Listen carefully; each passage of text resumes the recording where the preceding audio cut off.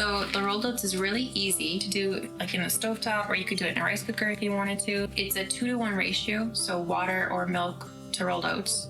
So if you're just doing it for yourself, you might want to do just half a cup of rolled oats and a cup of water or a cup of milk. So you're just going to add your water and your rolled oats to your pan. Then you're going to turn it on high and you're going to let it simmer or boil. Once it starts bubbling, you're going to want to turn it down to low and make sure you stir the bottom. You don't want it to stick. But it's definitely thicker than it was.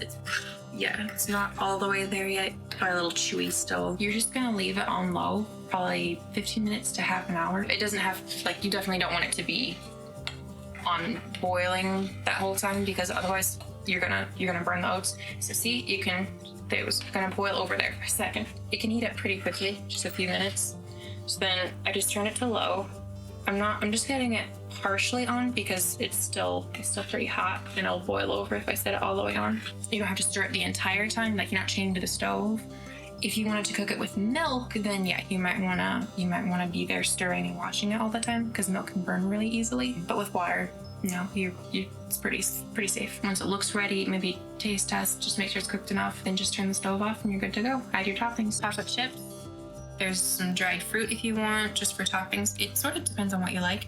You can do nuts, you could do sugar or brown sugar, or you could even do just maple syrup or honey.